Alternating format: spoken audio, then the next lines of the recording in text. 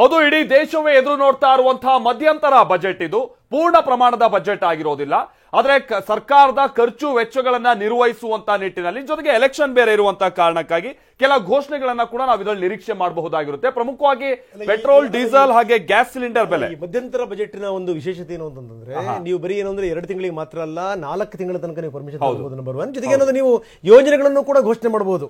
So ಹಿಂಗಾಗಿ ಈಗ ಬಹುತೇಕರು ಮಧ್ಯಂತರ ಬಜೆಟ್ಗೆ ಹೋಗ್ತಾರೆ. ಚುನಾವಣೆ ಇರುವಂತಹ ಕಾರಣಕ್ಕಾಗಿ ಕೆಲ ವಿಶೇಷವಾದಂತಹ ಯೋಜನೆಗಳನ್ನ ಏನಾದ್ರು ಜಾರಿಗೆ ತರುವಂತದ್ದು, ಅಥವಾ ಕೆಲ ಗಿಫ್ಟ್ ರೂಪದಲ್ಲಿ, ಅಥವಾ ಏನಾದ್ರು ತೆರಿಗೆ ಕಡಿತನೋ ಮತ್ತೊಂದು ಈ ತರದ ನಿರೀಕ್ಷೆ ಇದೆ. ಆಮೇಲೆ ಸ್ಯಾಲರಿಡ್ ಪೀಪಲ್ ಅಂತೂ ಬಹಳಷ್ಟು ನಿರೀಕ್ಷೆಯಲ್ಲಿದ್ದಾರೆ. ಈಗ already old tax regime, new tax regime ಅನ್ನುವಂತಹ 2 ಟ್ಯಾಕ್ಸ್ಗೆ ಸಂಬಂಧಪಟ್ಟ ಹಾಗಿನ ನಾವು ಸ್ಲ್ಯಾಬ್ಗಳಲ್ಲಿ ಏನಾದ್ರು ವಿನಾಯಿತಿ ಸಿಗ್ಬೋದಾ ಅನ್ನುವಂಥ ನಿರೀಕ್ಷೆಯೂ ಕೂಡ ಇದೆ. ಪ್ರಮುಖವಾಗಿ ಬಡವರು, ಮಧ್ಯಮ ವರ್ಗದವರಿಗೆ ಸಂಬಂಧಪಟ್ಟ ಹಾಗೆ ನಾರಿ ಶಕ್ತಿ ಸಾಕ್ಷಾತ್ಕಾರದ ಆಧಾರದ ಮೇಲೆ ಆಯವ್ಯಯ ಮಂಡಿಸುವಂತ ಕಾರ್ಯ ನಡೆಯುತ್ತಾ, ಕಾರ್ಮಿಕ, ರೈತ, ಮಹಿಳೆ, ಕೈಗಾರಿಕೋದ್ಯಮಿಗಳಿಗೆ ಏನೇನು ಸಿಗಬಹುದು? ಮಧ್ಯಂತರ ಬಜೆಟ್ ನಲ್ಲಿ ಬೆಂಗಳೂರಿಗೂ ಏನಾದ್ರು ಬಂಪರ್ ಗಿಫ್ಟ್ ಅನ್ನ ನಾವು ನಿರೀಕ್ಷೆ ಮಾಡಬಹುದಾ? ನಿಮ್ಮ ಉಬ್ಬಿದ ರಕ್ತನಾಳಗಳ ಸಮಸ್ಯೆಗೆ ಎವಿಸ್ ಆಸ್ಪತ್ರೆಯಲ್ಲಿ ಕೇವಲ 30 ನಿಮಿಷದ ಲೇಸರ್ ಚಿಕಿತ್ಸೆಯೊಂದಿಗೆ ಮುಕ್ತಿ ಹೊಂದಬಹುದು. ಹೆಚ್ಚಿನ ವಿವರಗಳಿಗಾಗಿ ಸಂಪರ್ಕಿಸಿ 8088837300. ಬಜೆಟ್ ನಲ್ಲಿ ಬೆಲೆ ಇಳಿಕೆಯ ಸಿಹಿ ಸುದ್ದಿ ಸಿಗುವಂತ ಚಾನ್ಸಸ್ ಕೂಡ ಇದೆ. ಇನ್ನು ನಿರ್ಮಲಾ ಸೀತಾರಾಮನ್ ಅವರು ಹಣಕಾಸು ಸಚಿವಾಲಯಕ್ಕೆ ಭೇಟಿ ಕೊಟ್ಟಂತ ಸಂದರ್ಭವನ್ನು ನಾವಿಲ್ಲಿ ಗಮನಿಸ್ತಾ ಇದ್ದೀವಿ. ಈಗ ಆಲ್ರೆಡಿ ಆಮೇಲೆ ಈ ಅವಧಿಯ ಕೊನೆಯ ಬಜೆಟ್ ಆಗಿರುವಂತಹ ಕಾರಣಕ್ಕಾಗಿ ಅವರಿಗೂ ಸಹಜವಾಗಿ ಒಂದು ಭಾವನಾತ್ಮಕವಾದಂತಹ ಸಂದರ್ಭ ಕೂಡ ಆಗಿರುತ್ತೆ ಇದು.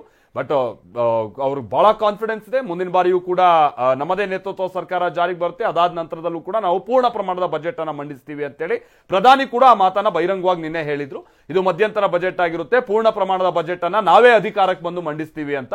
ಅಂದ್ರೆ ಆ ನಿಟ್ಟಿನಲ್ಲಿ, ಅಂದ್ರೆ ಆ ಪ್ರಮಾಣದ ಒಂದು ಕಾನ್ಫಿಡೆನ್ಸ್ ಸದ್ಯದ ಕೇಂದ್ರ ಸರ್ಕಾರಕ್ಕೂ ಕೂಡ ಇದೆ. ಮತ್ತೆ ನಾವು ಅಧಿಕಾರ ಹಿಡಿತೀವಿ ಅನ್ನುವಂತ ವಿಚಾರ ಇಲ್ಲಿ ನಾವು ನೋಡ್ತಾ ಇದೀವಲ್ಲ. ನಿರ್ಮಲಾ ಸೀತಾರಾಮನ್ ಅವರು ಹಣಕಾಸು ಸಚಿವಾಲಯಕ್ಕೆ ಭೇಟಿ ಕೊಡ್ತಾ ಇರುವಂತಹ ಸಂದರ್ಭ.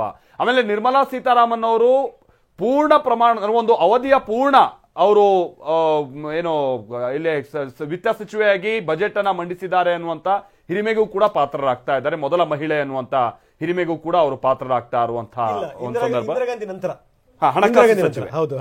ಹಣಕಾಸು ಸಚಿವೆಯಾಗಿ ಮೊದಲ ಮಹಿಳೆ ಪೂರ್ಣ ಪ್ರಮಾಣದಲ್ಲಿ ಬಜೆಟ್ ಅನ್ನ ಮಂಡಿಸ್ತಾ ಇದ್ದಾರೆ ಅನ್ನುವಂತಹ ಒಂದು ಹೆಗ್ಗಳಿಕೆಗೂ ಕೂಡ ಪಾತ್ರರಾಗ್ತಾ ಇದ್ದಾರೆ. ನೋಡಿದಾಗ ಇಂದಿರಾ ಗಾಂಧಿ, ಜೊತೆಗೆ ಹಿಂದೆ ಮೊರಾರ್ಜಿ ದೇಸಾಯಿ ಅವರು ಹಣಕಾಸು ಸಚಿವರಾಗಿದ್ದಂತಹ ಸಂದರ್ಭದಲ್ಲೂ ಕೂಡ 5 ಪೂರ್ಣ ಪ್ರಮಾಣದ ಬಜೆಟ್, 1 ಮಧ್ಯಂತರ ಬಜೆಟ್ ಅನ್ನ ಮಂಡಿಸಿದರು.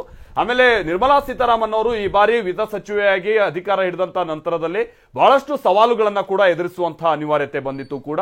ಅದರಲ್ಲಿ ಪ್ರಮುಖವಾಗಿ ಕೋವಿಡ್ ನ ಸಂದರ್ಭವನ್ನು ಅವರು ನಿಭಾಯಿಸಿದಂತಹ ರೀತಿ ಆಗಿರ್ಬೋದು, ಹಣದುಬ್ಬರವನ್ನ ಕಂಟ್ರೋಲ್ ಮಾಡಬೇಕಾದಂತಹ ನಿಟ್ಟಿನಲ್ಲಿ ಅವರು ತೆಗೆದುಕೊಂಡಂತಹ ನಿರ್ಧಾರಗಳಾಗಿರ್ಬೋದು, ಜೊತೆಗೆ ನಾವು ಅಂತಾರಾಷ್ಟ್ರೀಯ ಮಟ್ಟದಲ್ಲೂ ಆರ್ಥಿಕತೆಯ ವಿಚಾರವನ್ನು ನೋಡಿದಂತಹ ಸಂದರ್ಭದಲ್ಲಿ ಬಹಳಷ್ಟು ಸವಾಲುಗಳಿದ್ವು.